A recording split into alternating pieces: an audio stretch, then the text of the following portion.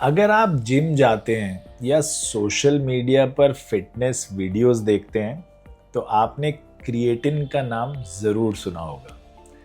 कुछ लोग कहते हैं कि क्रिएटिन मसल बनाने का सबसे इफ़ेक्टिव सप्लीमेंट है, लेकिन ऑन द कॉन्ट्री कुछ लोग ये मानते हैं कि इससे किडनीज खराब हो जाती हैं, बॉडी में पानी भर जाता है, या ये एक तरह का स्टेरॉयड है। इसमें बहुत सारी कन्फ्यूजन्स हैं आपसी दोनों पॉइंट्स ऑफ व्यू में, और बहुत सारे मेरे पेशेंट्स, यंग पेशेंट्स स्पेशली, आकर इसके बारे में मेरे से ज़रूर पूछते हैं। तो सच क्या है? क्या क्रिएटिन वाकई इतना फ़ायदेमंद है कि कुछ लोग बिल्कुल इसके बिना जिम जाना ही नहीं चाहते, या क्या इसके साइड इफ़ेक्ट्स बहुत ज़्यादा हैं?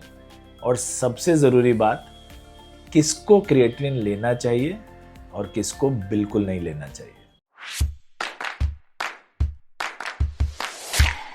नमस्कार, मैं हूं doctor Suchin Bajaj, founder director Ujala Cygnus group of hospitals, और आज इस वीडियो में हम क्रिएटिन के बारे में साइंस के बेसिस पर बात करेंगे, ताकि आप फैक्ट्स और मिथ्स में फ़र्क समझ सकें और डाउट में ना रहें कि अगर आप जिम जा रहे हैं या बॉडी बनाना चाह रहे हैं तो ये सप्लीमेंट लें या ना लें। क्रिएटिन है क्या? सबसे पहले एक कॉमन मिथ क्लियर करते हैं कि क्रिएटिन कोई स्टेरॉयड नहीं है। ये एक नेचुरल अमाइनो एसिड है जो हमारी बॉडी खुद बनाती है। ये मेनली लिवर्स, किडनीज और पैंक्रियाज, ये 3 ऑर्गन्स में बनता है और फिर मसल्स में जाकर स्टोर हो जाता है। हमें क्रिएटिन कुछ फूड से भी मिलता है, फूड आइटम से, जैसे रेड मीट से, फिश से, लेकिन फूड से मिलने वाली क्वांटिटी काफ़ी कम होती है। तो इस वजह से कुछ लोग सप्लीमेंट्स के फॉर्म में क्रिएटिन ले लेते हैं। तो क्रिएटिन का बॉडी में काम क्या है, ये कैसे काम करता है बॉडी में? जब हम बहुत हैवी एक्सरसाइज करते हैं, कॉमनली जैसे हिट बोलते हैं, हाई इंटेंसिटी इंटरमिटेंट ट्रेनिंग, या वेट लिफ्टिंग करते हैं, तब मसल्स को बहुत क्विक एनर्जी की ज़रूरत होती है, और यहाँ पर ही क्रिएटिन का रोल शुरू होता है। जब इमीडिएट आपको एक बर्स्ट ऑफ एनर्जी चाहिए, उस टाइम क्रिएटिन बहुत इंपॉर्टेंट रोल प्ले करता है। वो मसल्स को एटीपी नाम के एनर्जी सोर्स को जल्दी रीजनरेट करने में मदद करता है, क्योंकि एटीपी से ही हमें एनर्जी मिलती है।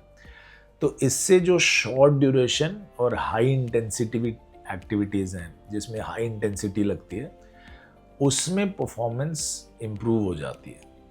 सिंपल शब्दों में, अगर आप इंटेंस वर्कआउट करते हो तो क्रिएटिन आपको थोड़ा और एफिशिएंटली ट्रेन करने में सपोर्ट कर देता है। तो क्या क्या बेनिफिट्स हैं इसके? अगर आपको इंटेंस वर्कआउट करना है तो ये क्या क्या फ़ायदे दिलाता है? रिसर्च के हिसाब से क्रिएटिन दुनिया का सबसे ज़्यादा स्टडीड स्पोर्ट्स सप्लीमेंट है। तो इसके काफ़ी सारे रिजल्ट्स हैं हमारे पास, काफ़ी पेपर्स छपे हैं, काफ़ी रिसर्च एक्टिविटी हुई है। तो जो पॉसिबल बेनिफिट्स दिखते हैं वो हैं कि high intensity exercise performance improve हो जाती है, मसल स्ट्रेंथ और पावर बढ़ाने में मदद मिलती है, रेजिस्टेंस ट्रेनिंग के साथ मसल गेन को सपोर्ट करता है अगर आप क्रिएटिन लेते हैं सप्लीमेंट, और वर्कआउट के बाद रिकवरी में भी कुछ लोगों को इसका बेनिफिट मिलता है।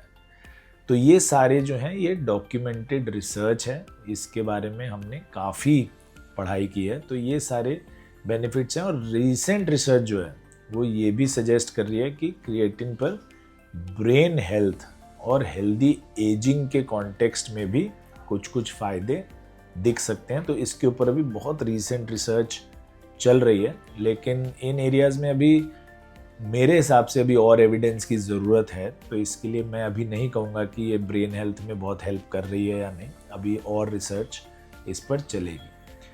तो इसमें फिर एक कोरोलरी क्वेश्चन ऑटोमेटिकली आता है कि क्या ये सिर्फ बॉडी बिल्डर्स के लिए है?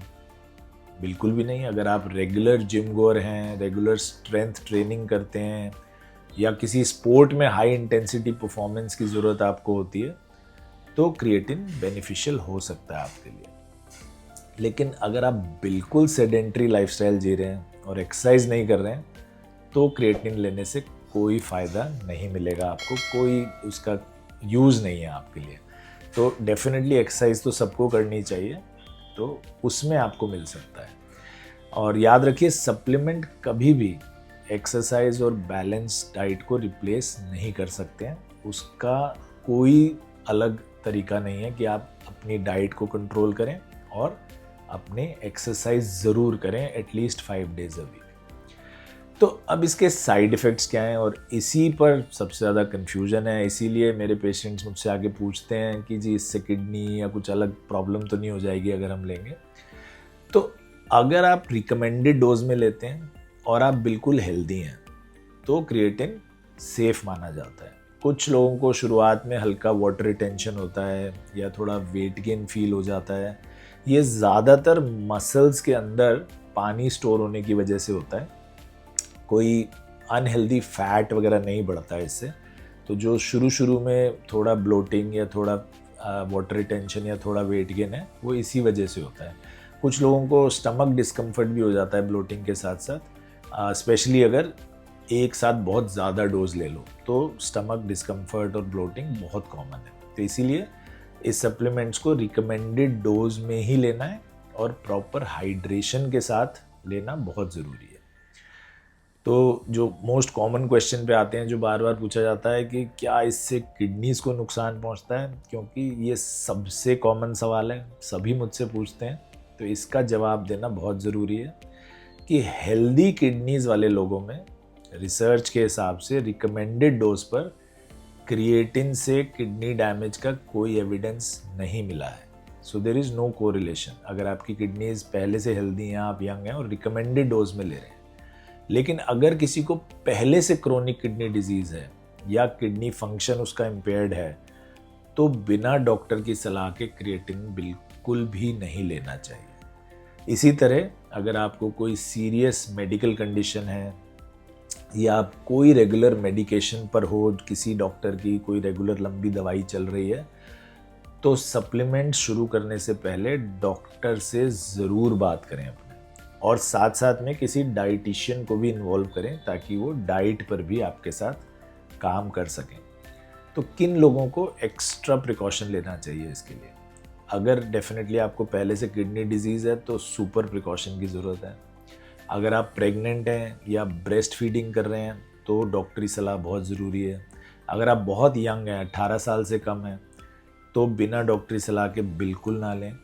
आप किसी भी क्रॉनिक इलनेस के लिए ट्रीटमेंट ले रहे हैं, कोई भी आपकी दवाई चल रही है रेगुलर, तो क्रिएटिन शुरू करने से पहले अपने डॉक्टर से कंसल्टेशन ज़रूर लें। क्रिएटिन लेने से पहले ये गलतियां तो बिल्कुल मत करिएगा कि सिर्फ कोई इन्फ्लुएंसर की एडवाइस पर हमने सप्लीमेंट ले लिए, कोई सोशल मीडिया पर देखा तो हमने सप्लीमेंट ले लिया, वो बिल्कुल मत करिएगा। और एक बड़ी इंपॉर्टेंट चीज़ है कि मार्केट में क्वालिटी भी काफ़ी वेरी करती है। हमने काफ़ी नकली भी देखे हैं, तो इसलिए बिल्कुल ट्रस्टेड ब्रांड ही लीजिए, सर्टिफाइड प्रोडक्ट ही चूज़ करिए और ट्रस्टेड अपनी किसी शॉप से ही लीजिए जिस पे आपको पूरा भरोसा हो। और साथ ही ये भी समझिए कि सिर्फ क्रिएटिन लेने से मसल्स नहीं बन जाते। कोई मैजिक नहीं है कि लेंगे और आपके मसल्स बनने शुरू हो जाएंगे। अगर आपकी डाइट पुअर है, अगर प्रोटीन इनटेक कम है, अगर आपकी नींद ठीक नहीं है, प्रॉपर नहीं है, पूरे टाइम नहीं है, अगर आप कंसिस्टेंटली वर्कआउट नहीं कर रहे हैं रेगुलरली, तो सप्लीमेंट से मिरेकल एक्सपेक्ट करना एक्चुअली में मिरेकल ही होगा, बिल्कुल रियलिस्टिक नहीं होगा। तो दोस्तों, ये ध्यान रखिए कि क्रिएटिन एक नेचुरली अकरिंग कंपाउंड है और रिसर्च के हिसाब से रिकमेंडेड डोज में हेल्दी एडल्ट्स के लिए जनरली सेफ माना जाता है।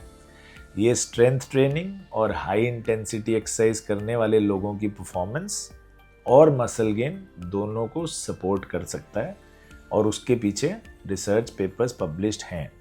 लेकिन याद रखिए कि क्रिएटिन कोई मैजिक पाउडर नहीं है। इसका बेस्ट रिजल्ट तभी मिलेगा जब इसे आप balance diet, regular exercise, adequate protein intake और अच्छी नींद यानी good sleep quality and quantity के साथ कंबाइन करेंगे। अगर आपको पहले से कोई भी मेडिकल कंडीशन है, या आप किसी रेगुलर दवाई पर हैं, तो क्रिएटिन शुरू करने से पहले डॉक्टर से सलाह ज़रूर लीजिए, उनसे डिटेल्ड कंसल्टेशन लीजिए, उनसे पूरा डिस्कस करिए कि आपका क्या प्लान है, कैसे करना है, तो वो ही आपको अच्छी तरह गाइड कर पाएंगे। सही जानकारी के साथ लिया गया डिसीजन ही आपकी फिटनेस जर्नी को सेफ और इफ़ेक्टिव बना सकता है। तो इसके बारे में आपके कोई भी क्वेश्चंस हो, कोई भी कमेंट्स हो, कोई भी डाउट्स हो, किसी से आपने डिस्कस किया हो जो आप हमसे कंफर्म करना चाहते हो, तो नीचे कमेंट बॉक्स में ज़रूर लिखें। मैं और मेरी टीम आकर आपके सभी सवालों के जवाब जल्द से जल्द देंगे।